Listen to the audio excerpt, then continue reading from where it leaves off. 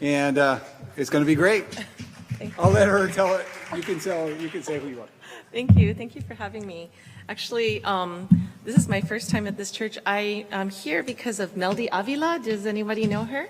Yes. She used to work for me as a nurse practitioner. She's such a wonderful person, and I miss her. She moved to Marietta, yeah, she's I think prayer partners with Monica. So thank you, Monica. It's been great meeting you over the phone, and it's great meeting you in person. So let me tell you a little bit about myself. So my name is Dr. Lisa Ma, and De Perez, because my husband's Mexican. And the title of my talk is Healing from the Roots. Uncovering hidden causes of disease and awakening your God-given power to heal.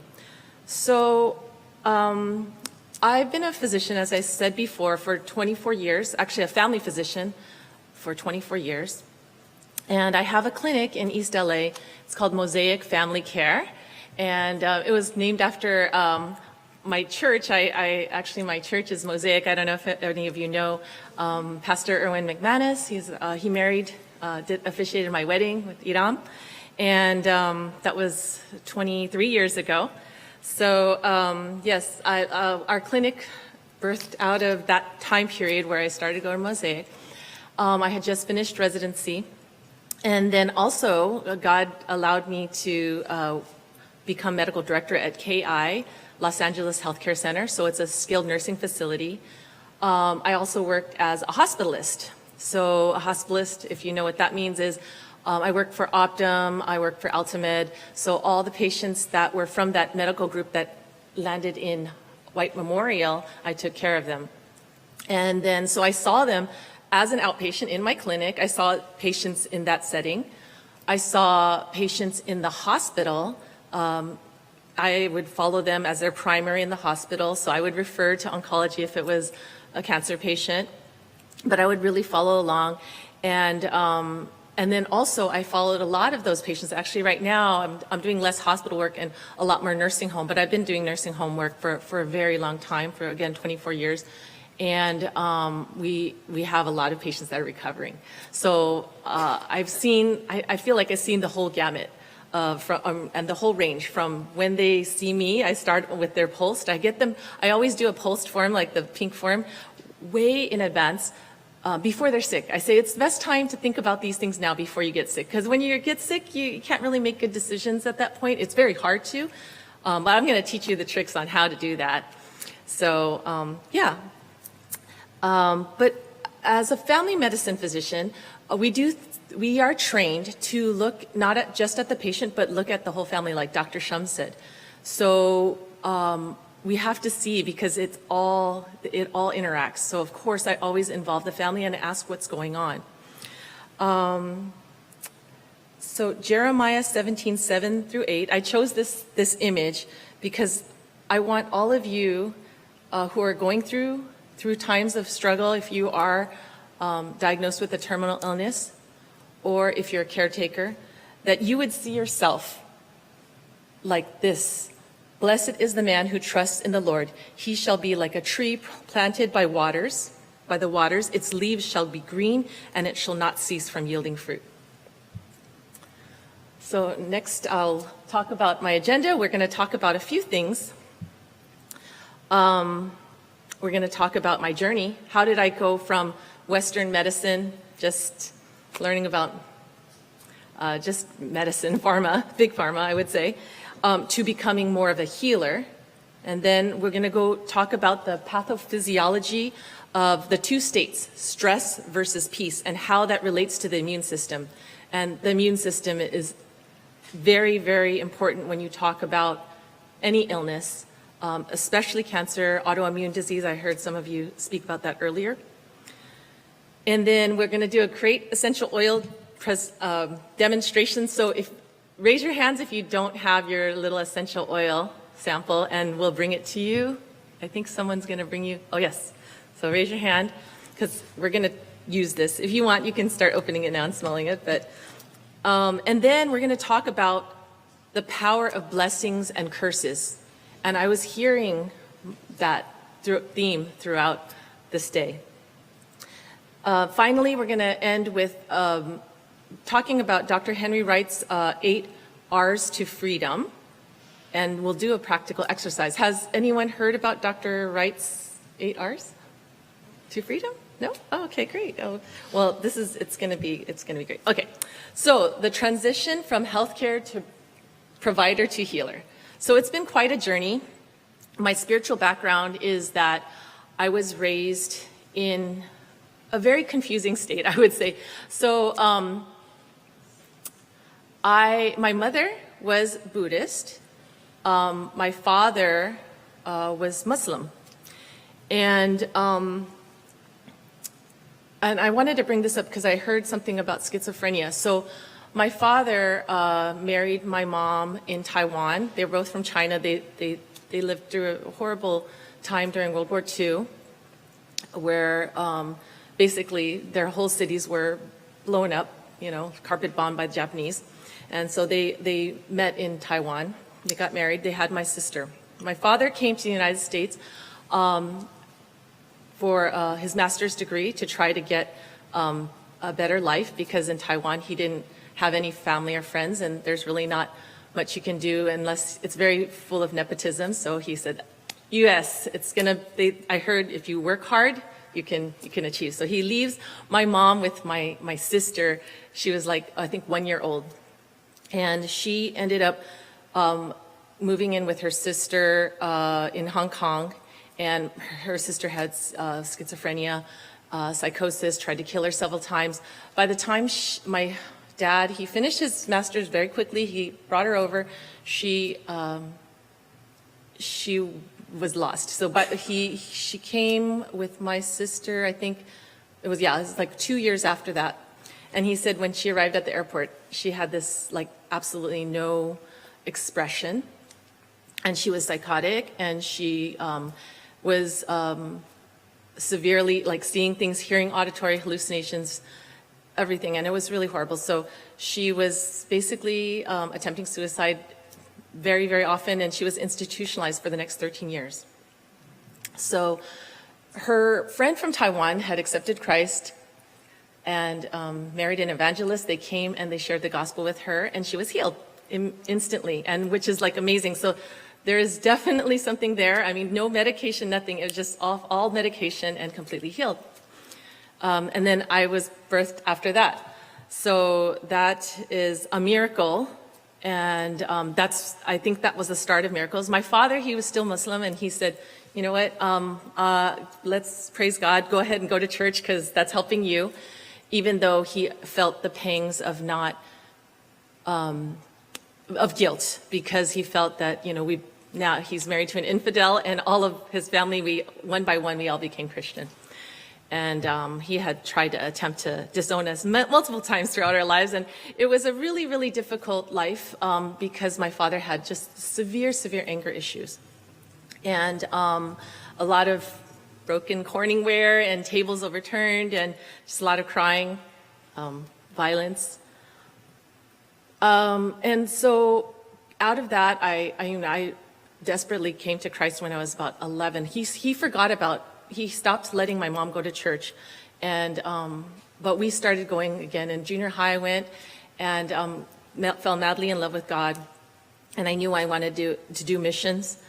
And I then became a doctor. I said I wanted to be a doctor. And at that time, I started going to Mosaic, started doing ministry in Mexico. And in Mexico, we worked with the government for about 3 years, and then we tried to look for a church. And so that's where I met my husband. He's the son of 2 pastors there, and we were looking for a church to work with. And his dad said, hey, work with my son and talk to him. And first date, we were practically engaged. He proposed to me, and he met my father the following week. And my father said, my father was still Muslim, and he said, he's the one. And he loved Iram. He loved my husband so much.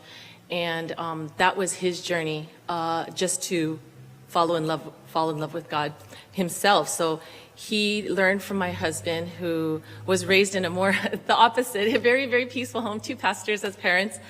And yeah, so that's my family, my husband and my daughter's son, my 2 sons. So how did I get into functional medicine?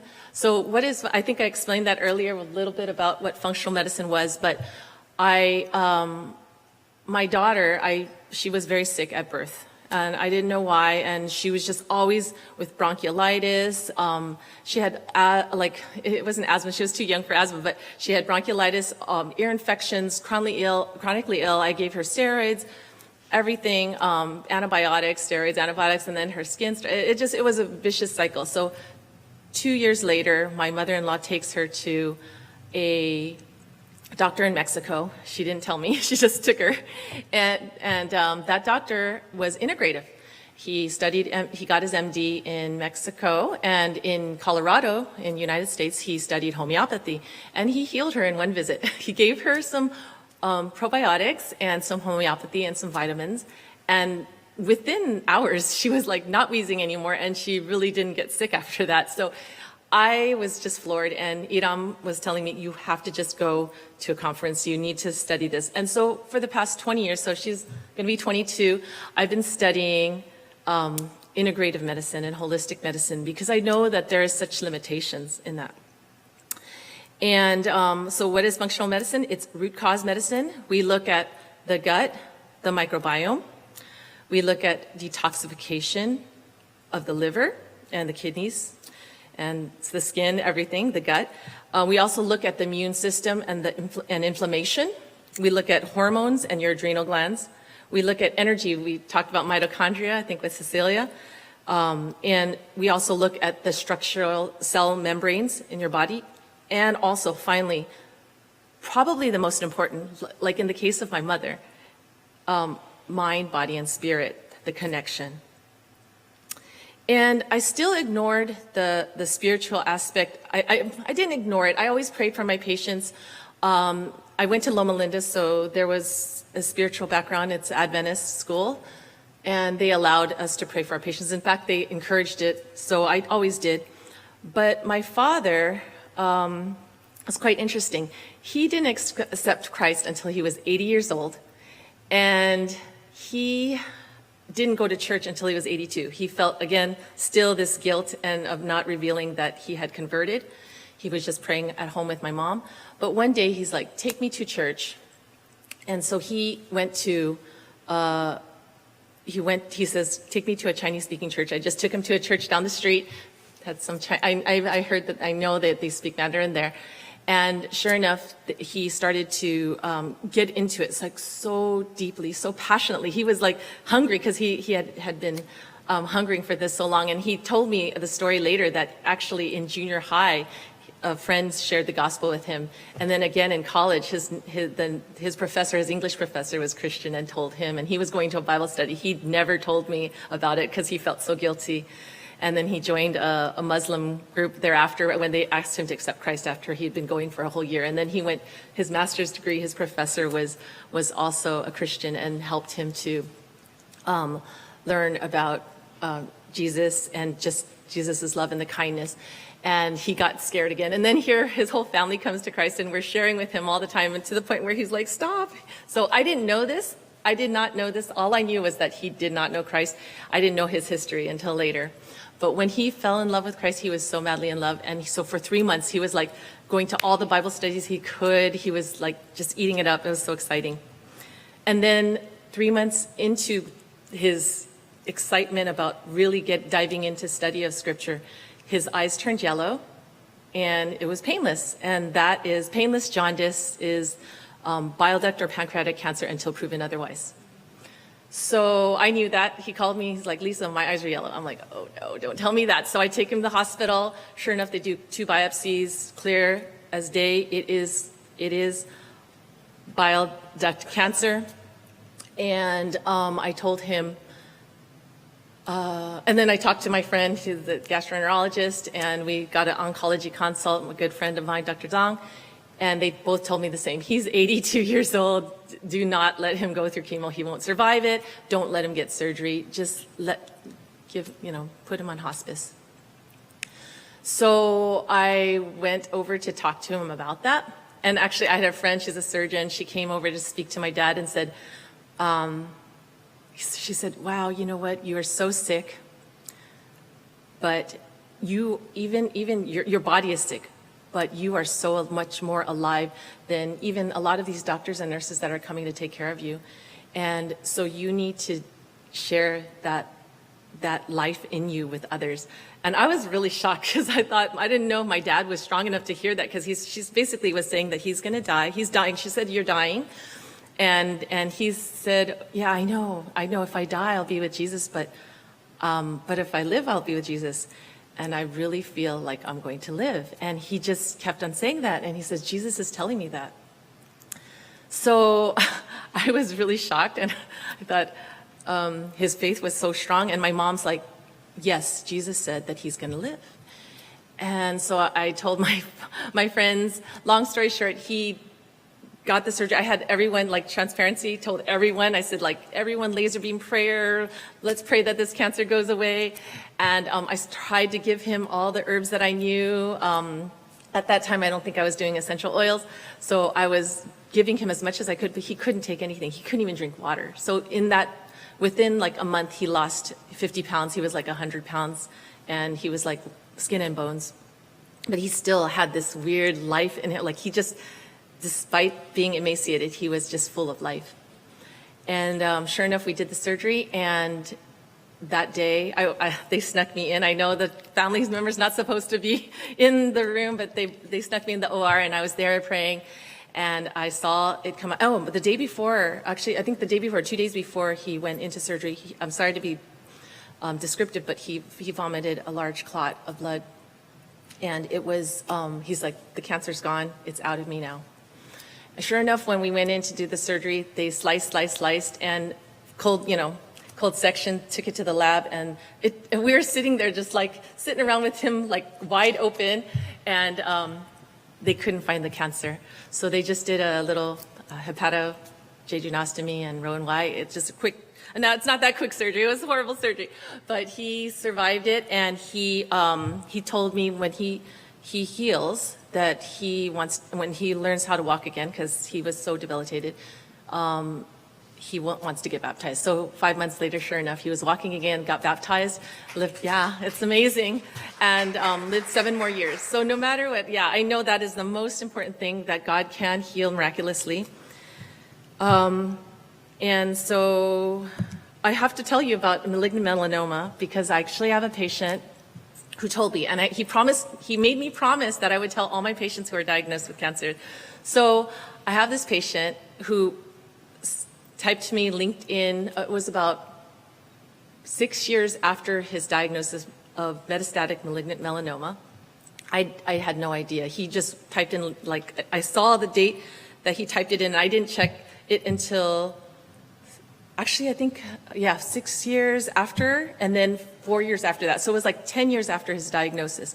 So I was like, oh, should I text him back? I typed back, because I don't check my LinkedIn. And sure enough, he texted me back right away. He wrote back, he's like, oh, thank God. He's like, I was you saw the spot on me, you sent me to UCLA. The oncologist saw me, and they said, sorry, but you have stage 4 malignant melanoma, get your stuff in gear, you have less than a year.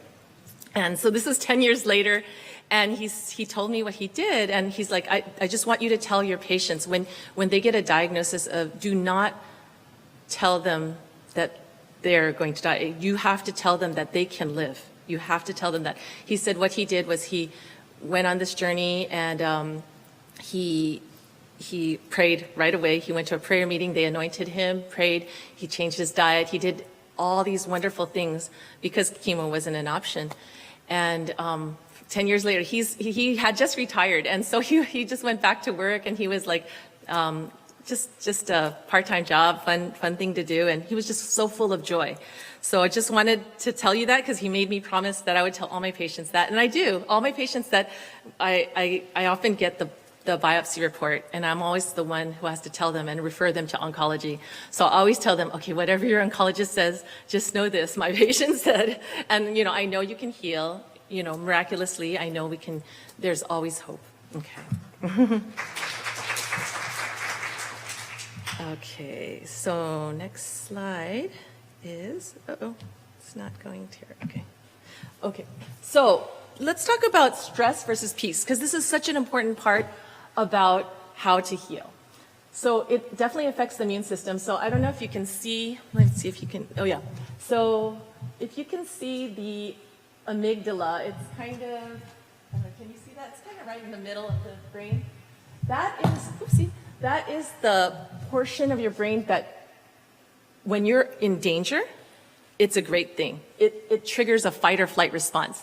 So you have superhuman strength, your heart starts pumping, you can run so fast, or you can, fight off whatever it has to be. If you're in a car accident, you can do miraculous things. And that's really good. That's really good for survival. It triggers cortisol secretion. It shuts off all blood flow to all of the non-important things at that time. So you might poop in your pants or whatever, but that's okay because you got to put all your efforts into your heart and your muscles. So that's great for survival for a short period of time. But when that goes on for a long time, can you imagine what's going to happen to the rest of your body? So that amygdala, when it goes on, it turns off the prefrontal cortex. The prefrontal cortex is the front part of your brain. That's the part that's the CEO of your brain. That's the one that makes all the decisions. That's why when you're all stressed out, you can't make good decisions because it just basically shuts off that part. It's like, it's time to fight. It's time to freeze, or it's time to just be alert. It's not time to make plans and decisions in the future and make calculations, So that when the prefrontal cortex is working, you're in a rest and digest mode. You have really good digestion, you have good blood flow, you have no leaky gut, because that's what happens too when you don't have enough blood flow and energy into your intestines. And I don't know if you've heard about leaky gut, but leaky gut is tied into all sorts of things, autoimmune disease. I was talking earlier about Lyme issues because a lot of bacteria can enter through your gut. Proteins that allergies are horrible when you have leaky gut.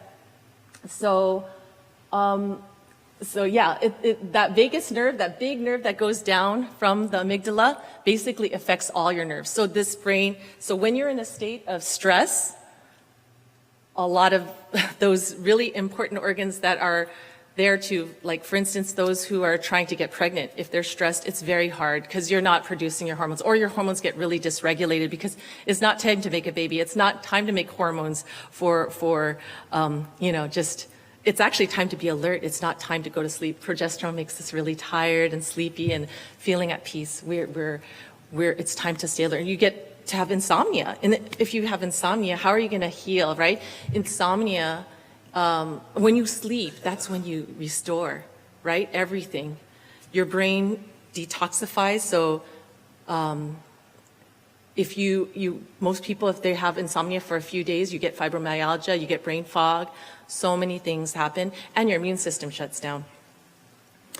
So we really need to get you back into the state of peace. And who is the Prince of Peace?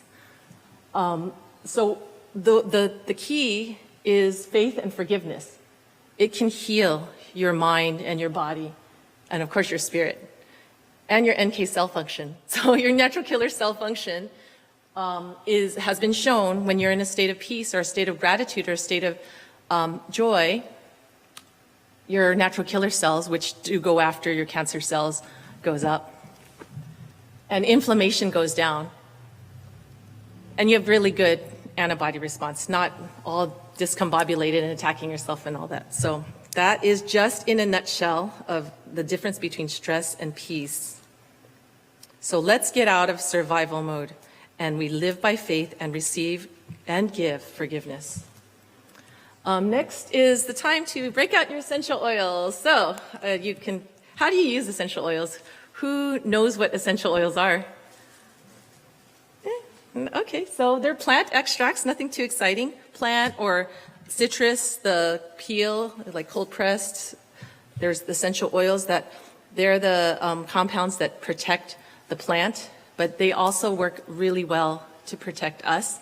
So let's start by smelling the oil. So take a little drop and put it in your hand, and just, or you could put it on your neck. This is a great place to get to your brain, and just inhale it. Now, I showed this slide because you can see the nasal passage goes right up to the olfactory bulb, and the olfactory bulb connects right to the amygdala. Remember, that's the fight or flight spot. So you inhale, and within seconds to about 2 minutes, that's when it starts to calm down the amygdala. And guess what? The prefrontal cortex turns on, and you can make some decisions. So I do torture victim exams for asylum cases, and I'm an immigration physician, and this has changed my practice so much. What used to take me 20 minutes to do, because the patient would go into a PTSD state, they wouldn't let me examine them, they would cry, they would scream, they would relive everything. The girls know, Oralia knows, she's my MA back there, she would give them the oils before I even go in, and I can do the same exam within 20 seconds. So just by changing the neurotransmitters in your brain and turning down that amygdala, softening it up. So I gave you the oils in that little vial. I gave you all the oils that are really good for calm. I gave you one that's called Console, that helps you to, when you're going through tough times, to think of the positive aspect of it, to think of the joy and the hope that you can have even during those times. So the immune system, after time, can start to switch on again. And actually, the brain fog can go away too, because the hippocampus actually is linked. That's the part of the brain that stores memory and contextualizes memory. Over time, with chronic stress, that part shrinks. And so our memories kind of get all jumbled. So I heard someone talking about Alzheimer's. There are a lot of oils. Chronic stress can cause Alzheimer's, but also these oils have been shown to help with cognition and improve brain function. Okay, so frankincense is so important. It's one of the most precious oils, and it's used by priests in temples, and it was a gift for Jesus. You've heard of gold, frankincense, and myrrh, I'm sure.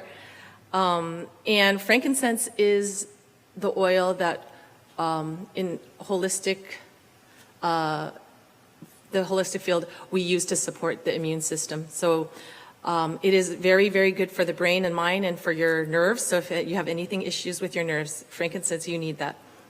And then we talked about prayer and anointing those with oils.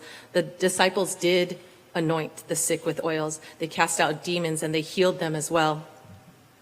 A 2023 meta-analysis of 12 clinical trials with over 1,300 cancer patients found that essential oils significantly reduced cancer-related pain with a very large effect. And so it's really important in cancer comfort. And I know because when your amygdala is activated, over time, chronically, you can start to feel more pain. When you're in peace, your pain threshold can go up. So Revelations 22:2 says, the leaves of the tree were for the healing of the nations. Okay, next slide. This is just, the next slide, please, is, the boswellic acid comes from the frankincense resin. I just like this slide because it shows all the pathways scientific pathways. So I don't know if Dr. Shum's here, but I wish he were. Anyone in the medical field. These are pathways that often are involved in your immune system, in fighting off cancer cells. There's some pathways in here that are related to cognition, brain, Alzheimer's. So cholesterol metabolism, even hormonal metabolism, they have all been shown. So if you ever want to dive deep into frankincense, it's one of my favorite oils. It's pretty good. It can be used for almost anything.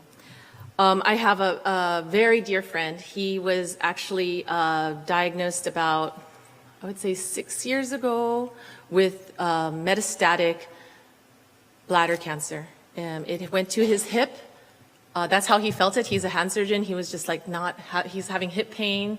And sure enough, it had already obliterated his right hip. He had a neobladder placed, hip reconstruction. And then he had aggressive chemo, and it went to his lungs, his liver, and he was multiple times in the ICU. His wife is also a dear friend. She is also a physician. She's a pediatrician. They had to do chest tubes. It was horrible. She thought she was going to lose him several times. So finally, he was released from the ICU, and he got better. He had his chest tubes, and they told him basically no more chemo, no more radiation. It's not working.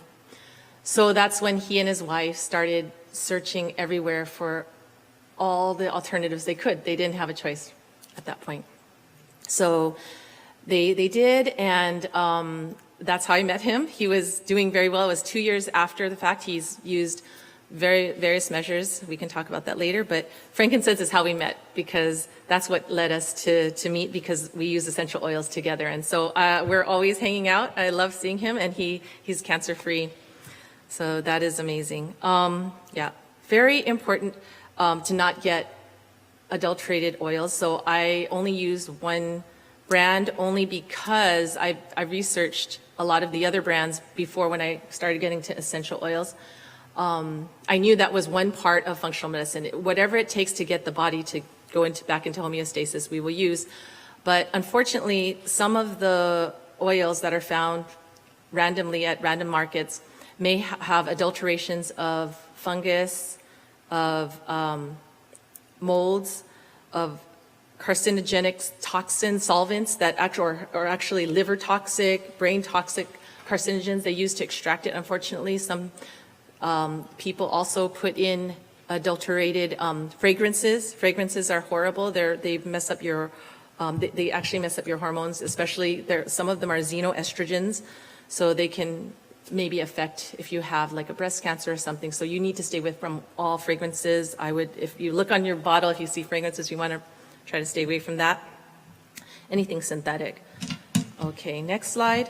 Now, the power of blessings and curses. I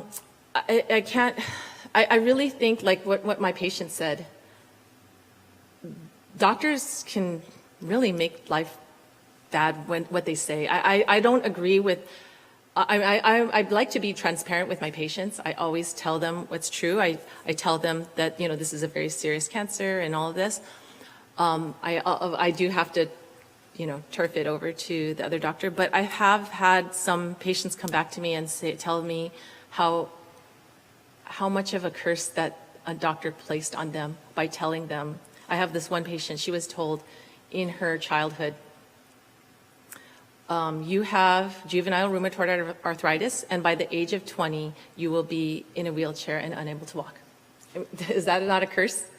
And she's struggling, she's fighting it, but she's a wonderful singer. She's strong. She's doing all things. She's doing a lot to help heal herself integratively. She uses both Western and Eastern medicine. And I had asked her this, and she just broke down and cried. And I said, did someone ever say something to you? And she told me how many times these doctors would tell her that she's basically feeding her this negative thoughts. And that's just so wrong, because we know there's studies that show that positive affirmations practiced daily show a 15 to 30% reduction in cortisol and inflammatory markers. And when those inflammatory markers go up, that can increase your risk of developing cancers or having your cancer proliferate. And when you are in a positive faith-based, use positive faith-based affirmations, you have higher natural killer cell activity. And I have the references at the end of this, like the last slides. So some studies actually even showed slower tumor growth and survival and longer survival. And one landmark study by David Spiegel in Stanford in 1989 replicated many times. So women with metastatic breast cancer in a support group that included guided imagery and positive statements lived twice as long. And so now MD Anderson and Mayo Clinic, they actually teach positive self-talk scripts to oncology patients because the evidence is that strong. I have, I think, Ginger, I don't know, is Ginger? She's, Ginger, she is amazing. She is a health and alignment coach, and she's a fellow believer, so passionate about Christ. And she helps a lot of my patients to make those decisions, because when they are, in a stress state, it's hard to make proper decisions, and it's hard for them to plan for the future. So she's an amazing coach. She has some cards. I don't know if you guys have gotten them, but they are a list of positive affirmations that you can use for any illness. One thing that my father used to say, actually one of my friends, he's also a physician, he came to visit my dad and he said, "Lisa, tell your dad to say this every day. By his stripes I am healed and made whole. By his stripes I am healed." Say that over and over. And my dad did say that a lot because he was in excruciating pain. He had so many co-infections. He was in the hospital for about 5 months. So it was an intense time of suffering. But every time he would cry out to Jesus, and he was healed. So the same Spirit who raised Jesus from the dead lives in me and gives life to my mortal body. Those are some other things that you can say. God's peace guards my heart, my mind, and my immune system. I am a mighty oak of righteousness planted by the Lord for his glory. Every cell in my body responds to God's healing power right now. Say these things in your mind over and over. If you want that list, I can send it to you later. Just write your name down after the talk. I release every spirit of fear. God has given me power, love, and a sound mind. Don't ever say these things. I'm always sick. I feel sick.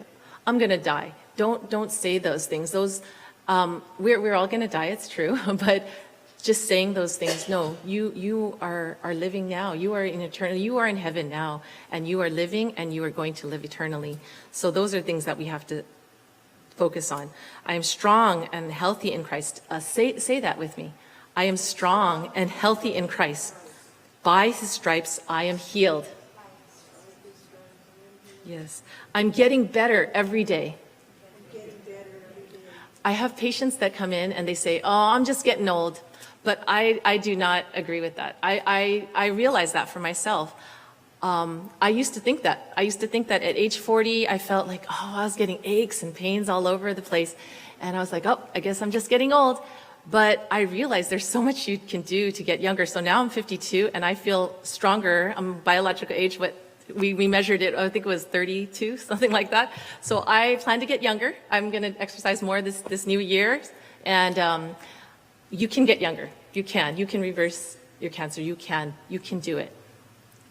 So I make my patients say, "Nope, say it." I won't let them say it. "Oh, I'm just getting old." "Nope, you're getting younger, say it." I make them say that.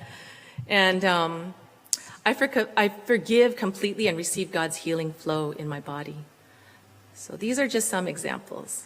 Okay, we'll go on to the next slide.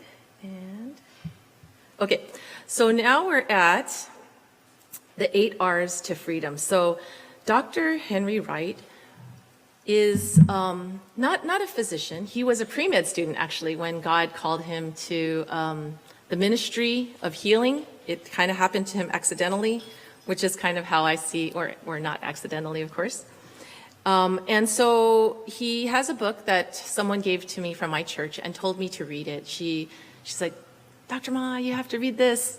And it's going to change your life. You can kind of flip through it and see which illness that you might have or a patient has, and you can pray for them, and you can teach them how to find out, what the spiritual root might be." So I kind of just put it aside, and I didn't really look at it. And then one of my patients came in, and it was really bizarre because, actually he was a patient of my partner. He came in with chest pain, and his daughter came in with him, and he's about 90, and I was like, let's call 911, he's having chest pain. Like, well, just can you just pray for him? He just was in the ER, and they told him his heart is fine. I think he's having a panic attack. So I gave him some oils. I still called 911 though. And she said, "No, I heard you were a healer." And I said, What does that mean? What does a healer mean? And she goes, "Do you think you mean I do essential oils? I pray for my patients." Nope. I heard you were a healer."